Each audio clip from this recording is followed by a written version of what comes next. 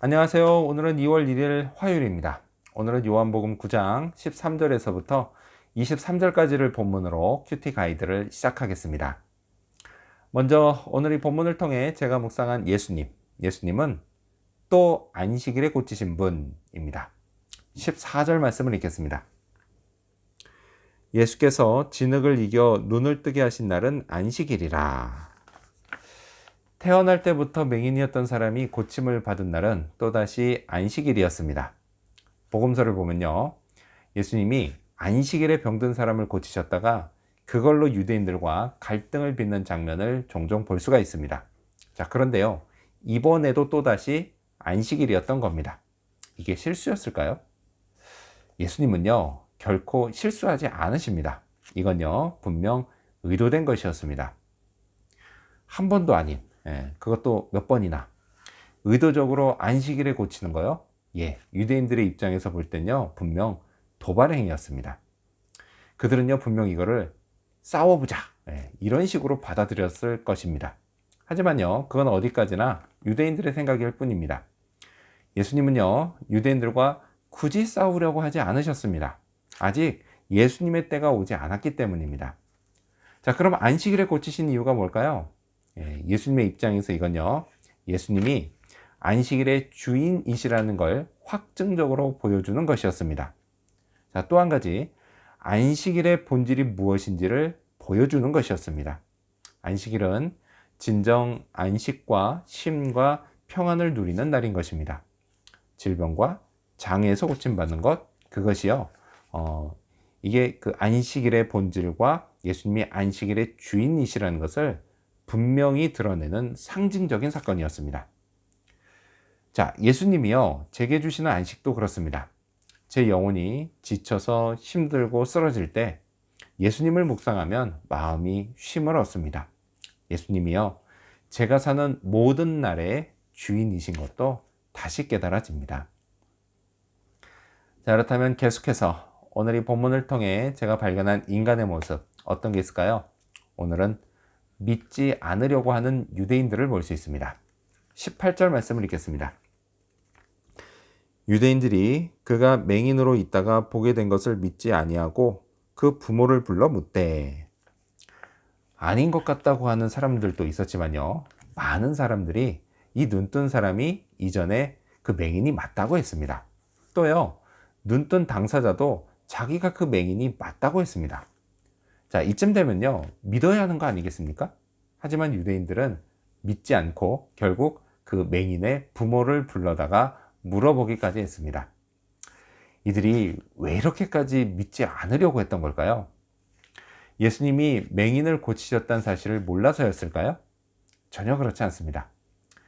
사실 그들은요, 예수님이 맹인을 고치셨다는 것을 잘 알고 있었습니다. 이와 비슷한 일이 어디 한두 번이었어야지 말이죠. 그런데도 그들은 믿지 않았습니다. 이건요, 믿지 않으려고 작정했기 때문에 믿지 않은 것이었습니다. 어떻게 그럴 수가 있을까요? 예수님이 싫은 사람은 얼마든지 그럴 수 있습니다. 이런 사람들은요, 오늘날에도 우리 주변에서 어렵지 않게 찾아볼 수 있습니다. 예수님 믿는 사람에게 일어난 기적, 그것을 뻔히 알면서도 애써 믿지 않으려고 합니다. 예수님에게 능력이 있다는 걸 또 믿으려고 하지 않고, 또한 구원자가 되어서 지옥으로 가고 있는 내 발걸음을 천국으로 옮겨주신다는 걸 믿지 않으려고 합니다. 왜요? 예수님이 싫기 때문입니다. 그러면 왜 싫어할까요? 사실 그건요, 딱히 이유가 없습니다. 예수님이 자기들한테 한 번도 해코지를 하신 적이 없었는데, 그런데도 그냥 싫어합니다. 그래서 믿지도 않습니다. 참 불쌍한 사람들이죠. 이들을요, 예수님께로 인도하는 거요, 정말 힘들고 어려운 일입니다. 그래서요, 끝내 그걸 해내는 사람은 정말 존경스럽지 않을 수가 없습니다. 자, 그렇다면 끝으로 오늘 이 본문을 통해 나에게 주신 교훈이 뭘까요? 그건 나도 이럴 수 있다는 것입니다. 22절 말씀을 읽겠습니다. 그 부모가 이렇게 말한 것은 이미 유대인들이 누구든지 예수를 그리스도로 시인하는 자는 출교하기로 결의하였으므로 그들을 무서워함이로라. 여기 정말 정 떨어지는 부모가 나옵니다. 그 자기 자식이요, 태어날 때부터 맹인이라면 어떤 부모든 그 미안한 마음을 넘어서요, 다 죄인된 마음을 품고 살아갈 겁니다. 자, 그런데요, 그 아들의 눈이 떠졌습니다. 자, 이 부모에게요, 이것보다 더 좋은 소식이 있을까요? 자, 이렇게 예수님은요, 맹인만 눈뜨게 한 것이 아니라 그의 부모의 마음도 치유해 주셨습니다. 자, 그런데요, 유대인들의 질문에 답하는 이들의 말을 보면요, 정말 차갑다 못해서 너무 정이 떨어집니다. 쉽게 말해서 이런 거예요. 부모가 했던 대답이, 그 애는 다 큰 성인이니까 우리한테 물어보지 마시고 그 애한테 직접 물어보세요. 정말 부모가 맞나 싶습니다. 성경은요, 이들이 왜 이랬는지 그 이유를 말씀합니다. 출교라고 하는 것은 유대인 공동체에서 쫓아낸다는 겁니다. 이게요, 너무 두려웠기 때문입니다.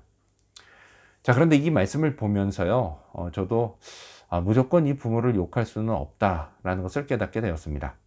만일요, 제가 이 부모들과 똑같은 상황에 처한다면 저는 그들과 분명히 다를 거다라고 감히 자신 있게 말할 수가 없을 것 같습니다. 저의 믿음이요, 이렇게 평안한 사회적 분위기에서는요, 제 믿음의 정도가 얼마인지 정확히 알 수가 없습니다. 머리로 상상하는 것과 실제 현실에 부딪혀 몸으로 느끼는 건요, 정말 다릅니다. 과연 저는 어떤 상황에서도 예수님을 부인하지 않고 신앙을 당당히 고백할 수 있을까요? 참 제게 도전이 되는 질문입니다. 그래서 오늘은요, 어떤 상황에서도 예수님을 인정하고 따를 수 있게 해달라고 기도하는 그런 하루가 되기를 소망합니다. 기도하겠습니다. 또 안식일에 고치신 예수님, 예수님이 이를 통해 안식일의 주인이시고 또 진정한 쉼과 평안을 주시는 분임을 확신시켜 주시니 감사합니다. 주님, 저를 둘러싸고 있는 상황들, 여건들, 주님, 이것이 저를 억누른다 할지라도 제가 예수님을 부인하는 일이 없도록 도와주시옵소서. 이를 위해 내 의지가 아니라 성령께 더욱더 의지하고 성령께서 인도해 주시기를 구하고 성령께서 늘 제 마음을 또 믿음을 붙잡아 주시기를 구합니다. 오늘 하루 기도하며 이렇게 성령의 도우심을 구하는 하루가 되도록 도와주시옵소서. 감사드리며 예수님의 이름으로 기도합니다. 아멘.